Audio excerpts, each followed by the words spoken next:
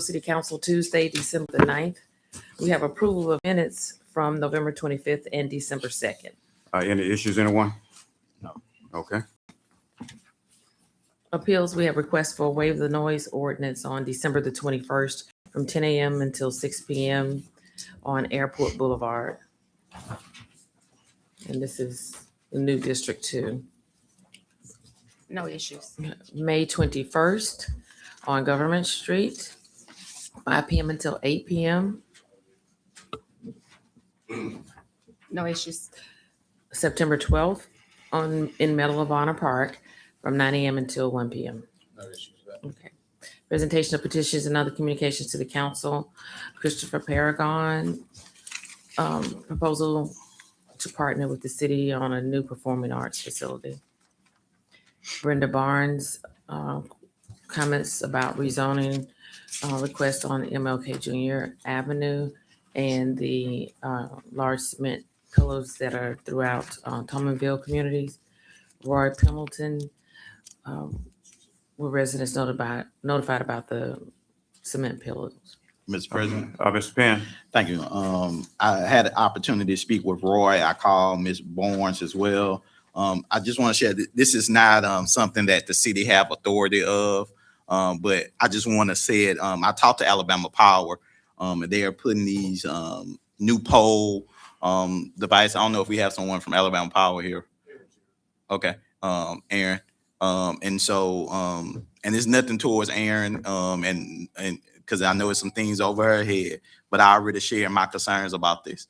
I think we need to have I believe, and I asked our city attorney, we don't have any authority over utilities for Alabama Power. Correct? Council Jonathan, attorney. our council attorney. We don't have any. I just want to publicly to know we have no authority over utilities like Alabama Power. So I think that's right. Let me check. Okay, and so I have reached out. I didn't even know that this was taking place. That land was being purchased from residents to put these poles in their yards, and I think that's a problem. I understand Alabama Power want to make sure that they get power to the hospitals, to make sure that even in the community that doesn't cause outage. But I don't.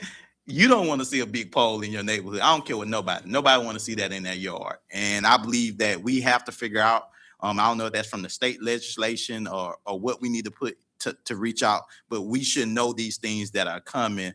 That land is being purchased to put these poles in place, but they didn't have to come through city. I don't believe the city knew about this. The executive side know that they was purchasing land. I'm not sure, but I did not know that. And so we have to figure it out. And so honestly, when Ms. Barnes come down here, Mr. Pendleton come down here, I agree with what they're feeling. I agree with their feeling. If you're walking out your house and you see a gigantic pole in someone's yard, you wondering what's going on. But at the same time, of course, the neighbors made that decision to sell their land. And so hopefully today during the council meeting, when they have their concerns, maybe, I mean, it's already a done deal, but I do think they have some concerns, making sure that none of the waves or anything is going to create problems for them health-wise. And so hopefully, Aaron, you can answer some of those questions for them during that time. All right.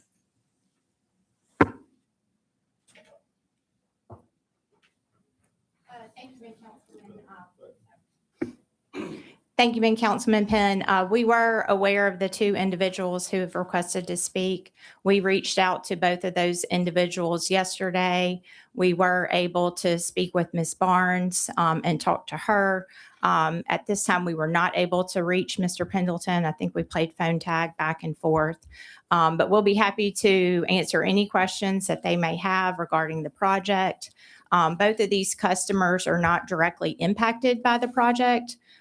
While it is in their community, they do not have a structure that will be on their property.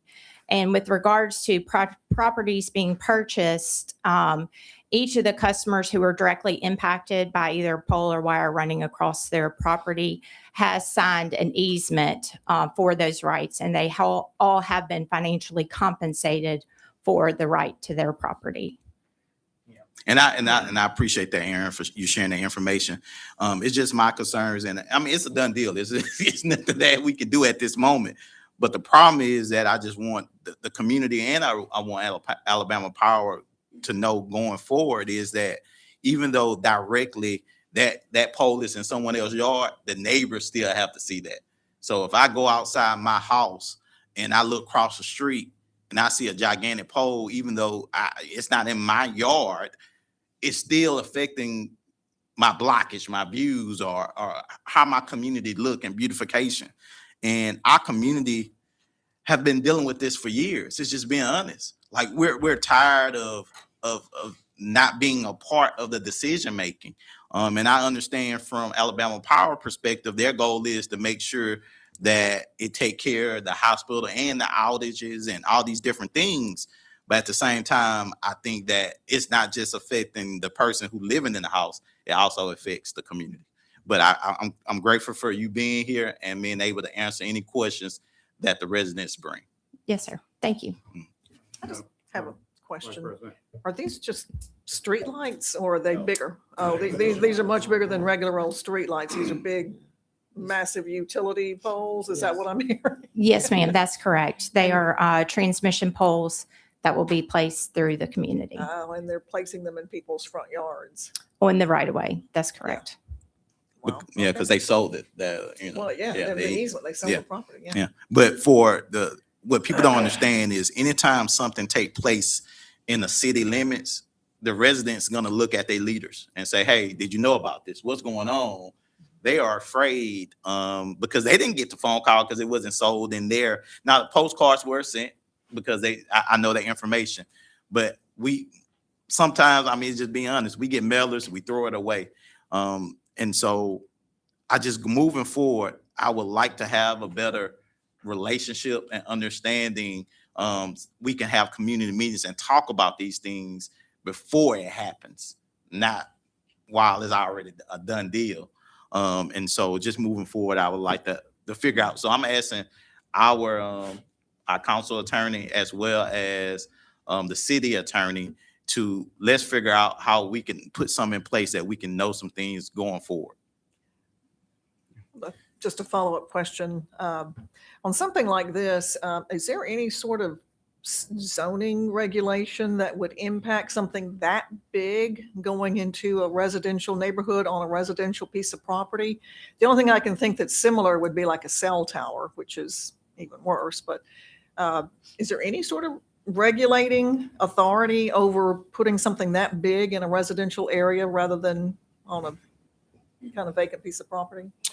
To your question, like cell towers are regulated. But then now there's a very prescriptive and prescribed process that we have to go through that's handed down to us through the federal requirements. Utility lines, things of that nature are not currently regulated through the zoning process. Their placement, their location, it's not a use that is identified in the zoning ordinance. So Shay, Ms. Biko, so we can do that? That's something that we can work towards putting that in the zoning?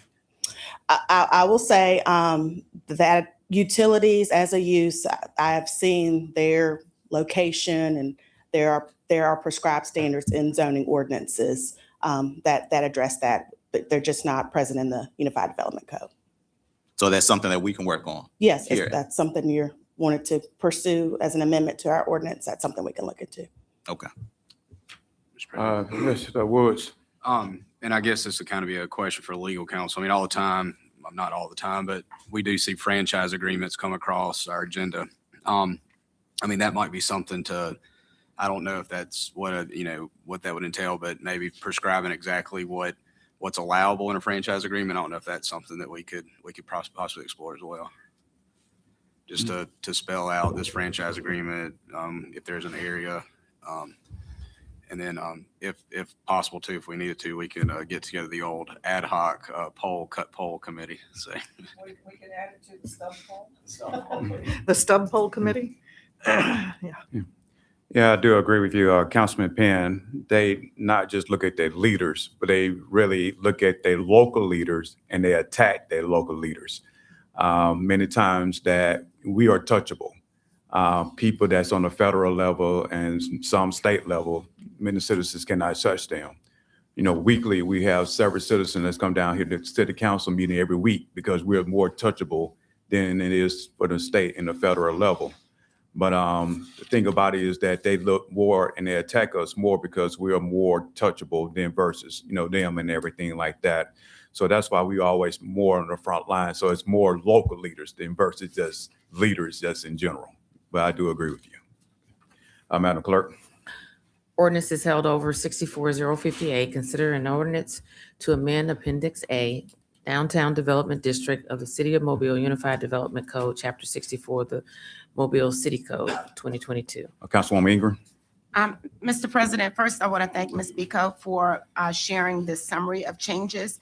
Also for providing the stakeholder of participants. Based off this information, I'm requesting that we table this until January the 6th. Okay. Any issues or questions from this council? We're tabling or are we just laying over? Laying over. You can just hold it up. Till January 6th. Thank you. Madam Clerk. 64059, consider the proposed rezoning of property located at 2243, 2245, 2345, and 2509 Halls Mill Road from B3 to B5. 64060, consider the proposed conditional use permit for property located at 2574 and 2664 Solid Road to allow expansion of a religious facility to an R1. Resolutions held over 1471 and 1472 are considering a vacation of rights of way and considering a vacation fee as a condition of the vacation of rights of way within Lot 1 of MAA ACDC subdivision.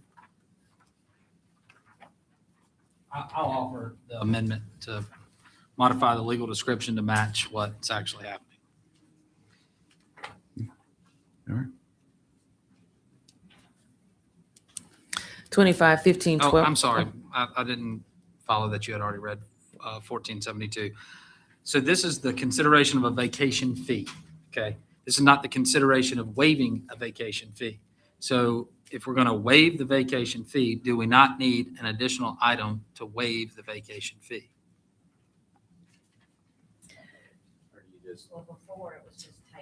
yeah, do you just table and kill it, or do you So actually? just that we're not considering a vacation fee. Okay, so this one, I'll move to table on 1472. Does that give us the outcome we need? Okay, so I'll read those separate. Okay. Okay. 251512, accept temporary construction easements for miscellaneous drainage repairs for Tolman's Spring Branch east of Wilson Avenue. Consent resolutions being introduced 03, 1513, and 1514 are appointing Catherine O'Keefe to the Citizens Parks and Recreation Advisory Committee and Caitlin Fadala to the Mobile Housing Authority Board. 37, 1515, recommend approval to the ABC Board for issuance of a retail beer table wine off-premises only license to O'Shell on O'Shell Road. 58, 1516, and 1517 are declaring weeds noxious and assessing costs for removal of weeds. Repeat, Weedling Group 94 and Weedling Group 1673. 60, 11, 58, and 11, 8, oh God, 60, 15, 18, and 15, 19. Approve award of special bonus to the Public Works Employee of the Month and the Officer of the Month. 60, 15, 20, 21, and 22 are determined appropriations to the Village Community Mental Health Program, Tomanville Rattlers, Mobile County Public Schools System Division of Teaching, Learning, and Assessment serve a public purpose and approve payment. Resolutions being introduced, 08-15-23, approve purchase order to B&L Cable Construction for fiber optic installation at Matrix Park, $21,725. 08-15-24, approve purchase order to CDW Government for fiber optic transceiver modules, $27,362.40. 08-15-25, approve purchase order to Gray Bar Electric for utility access boxes for fiber optic security cameras, $22,283.28. 08-15-26, approve purchase order Lanyap Annual Weekly Advertising, 2026 Parks and Rec events, $15,610. 08-15-27, approve purchase order to Schaefer Plastics North America for garbage carts, $42,443. 21-15-28, authorized contract with Advanced Property Exposure U.S. Corp. for records management, $16,800 per year. 25-15-29, grant a permanent easement to Alabama Power to provide service to Mobile Arena from Canal Street. Call for public hearings. 41-15-30, call for public hearing to consider the proposed rezoning of property located at 7125 Bellingraph Road from R1 to B4, scheduled January 13th. Mr. President, Mr. Reynolds? at the Planning Commission, this was agreed to be from R1 to WH, which is warehouse. So is that still the case? Do you remember this one, Nick or Shayla or Josh? It was, we taken it from B4. The recommendation, I think, was to take it to the warehouse. Still kept the same qualifiers, but just kept it out of a B4 designation. R1 to WH was what was discussed. And then there were going to be some voluntary use restrictions, I believe, associated with this one, if I remember correctly. I think so. I have to go back and look, but I think there was some voluntary. They're in the packet. Okay. So is just this summary just incorrect in saying B4 versus WH? I need to double check that, but I think. Turn your mic on, Ms. Pico. I need to double check, but I think that the warehouse zoning classification was recommended because the way that it was crafted, it would sort of lessen the impact for warehouse uses as they may be more adjacent to non-industrial areas, Well, as opposed to the B4, which is usually, I believe, more downtown centered, but it would open it up to more I mean, uses. CW. It was CW. CW, Yeah. I'm Oh, sorry. CW, Thank not you. WH. I'm sorry. CW. That's a new class one. Yes. So I just want to make sure that when we call for the public hearing, we're calling for the right thing for the public hearing today. Can you Yeah, help me with it? I'll double check. Let me get the language that came out of the planning commission. I'll do Thank that. It's in the packet. On the first page says the B4, but on the letter it says CW. Yeah. The letter of. The letter Yeah, from notice- Stephen. The notice of hearing, it says. And I'm being corrected, yes, CW.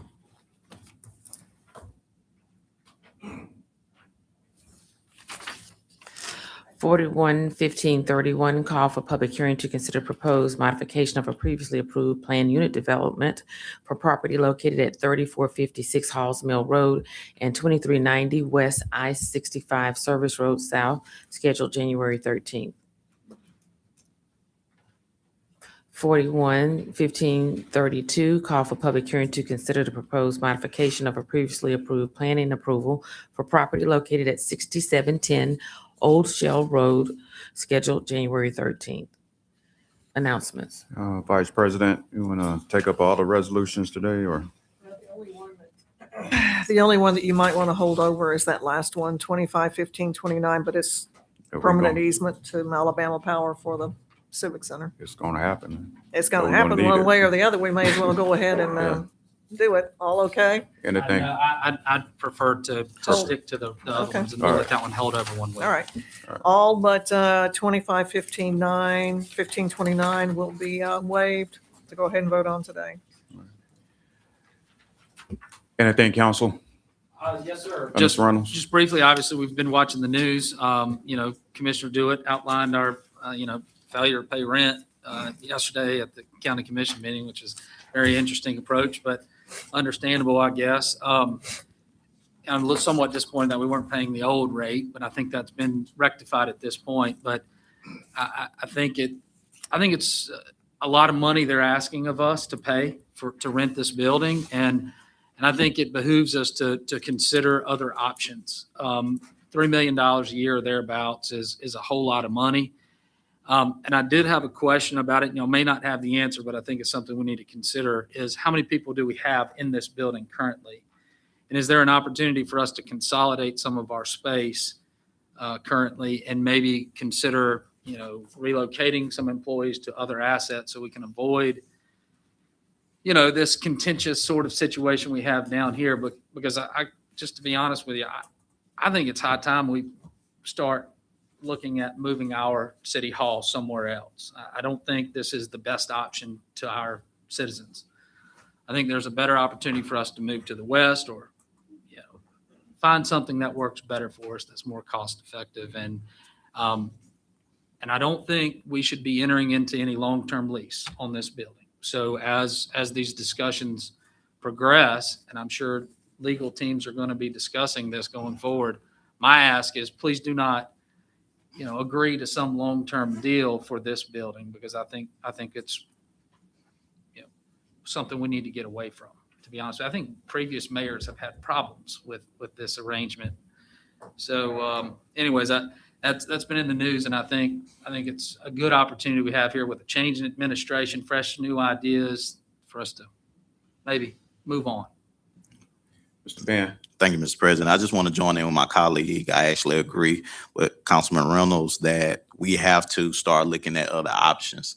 Of course, I was, to see everything take place over the news, okay, but to know that a 90%, that's pretty high.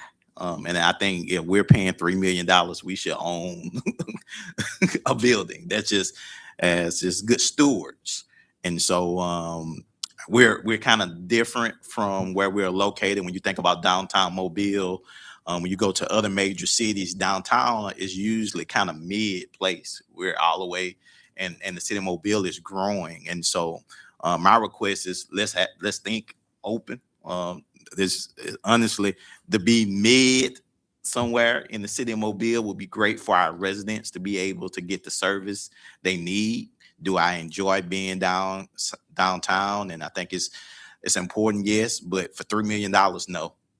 And so my request is that we just kind of look at some other options. Thank you, Mr. President. Mr. Woods? I want to join in and agree with both Mr. Penn and Mr. Reynolds. As the city grows or continues to grow, obviously we really can't grow to the east a whole lot. It's a little wet over there. But me representing the citizens and residents of District 6, if the furthest most part, almost Jeff Hamilton is where kind of the city corner almost is there. If you get in the car at that Publix that's in the city limits, actually the city limit there, and you drive from there all the way downtown, you're looking at 45 minutes. Then you got to find a place to park. That's going to cause you another 10 minutes. And then you got to do some walking. Then you got to come in this building. Then you got to figure out what tower you go to. I mean, it's an ordeal to do business with the city of Mobile before you even get to a window. And, while I think it is really high, that's a pretty high increase in square footage cost. And I mean, I do understand what the county's saying. I know the position they're in. I definitely see that. But I do think it's time for us to possibly consider looking at what other options look like. Downtown's nice. It's great to come down here, do business with the city of Mobile, grab something to eat. But when it comes to the ease of doing business, what does the future look like? Is that an annex where we split personnel up, go to some smaller square footage areas and have some annex type situations? That'd be ideal. I like that a lot. But I do want to say that I think this is something we do continue to need to work with. Obviously, I can be District 6 council office. We can be packed up in 5 minutes in the box I got in there. So we, ease of moving me is not hard at all. But I do want to say it, whether you definitely don't want a long-term lease. But if we do in the meantime, work out something to stay here for the immediate until we make a plan, or if there is a plan, I would ask that part of those agreements that we maybe get the ceiling in the District 6 Council office fixed. I mean, the last 3 years it's been leaking pretty much every time it rains. So that's my only request for the county. Maybe we can work that into the discussions of fixing the roof. So I appreciate it. Thank you. Anyone else? Before I get to waiving the rules, for those of us who've been around for a very long time, and I think Lisa can chime in on this, when they moved from Old City Hall, which is over where the History Museum is now, the reason everybody moved over here was to consolidate everything in one place. They tried to move as many people as possible under one roof. So that was a thinking back then, even though there are some annexes throughout, and they've tried different models of annexes. Some worked, some didn't, but at any rate, that's just the history. So on waiving the rules, everything, y'all are good with everything but that last one, correct? Yes, ma'am. Okay. Oh, and we need to introduce our students who were here. Almost forgot that. I've got one more Okay. thing on the. All right. So as far as the North Tower goes, we have municipal court over there, right? How many courtrooms do we have? 4 courtrooms. Is that all we have on the North Tower? And then we have, what, 5.5 floors or so over here? 5.5? Thereabouts. Okay. 2 and 3, we have people on floors 2 and 3. 5. They're not Yeah. sides. So I just, the municipal court, obviously being over here with the other judges and courts, maybe that's part of our consideration. You know, maybe we leave that alone. I don't know. And but not if they're going to maybe charge us, not in line with everybody else. Like, you know, are they, somebody made a point in the media about, maybe it was you, Mr. Mayor, about they charging the DA the same. Did we get that answer? I'm not sure there's any rent cost to those. Not any rent to the DA or to the other users here. Okay. Thank you. Vice President, turn your mic on. So we have some students with us today who are shadowing. I know Josh has some students and I do as well. If they would stand up, and Josh, you want to introduce yours and then I will introduce mine. I'll be happy to. So we now know that you're very proud of your high school. I'm very proud of mine as well. So I have some future faith grads. So I have Emma and Nicholas Lawson. They're in Mr. Gurley's class. They're shadowing for their government class, and hopefully they walk away with some sort of knowledge that I've conveyed to them. So. And then I have Selena Fadala, who is with us today. She is also at Faith, and she's interested in going to the University of South Alabama, possibly medicine or pharmacy. So just happy to have you with us today. All of the students for coming in today, and they'll be with us during the regular meeting as well. All right. Anything from the administration? All right, we'll see each other downstairs at 10:30.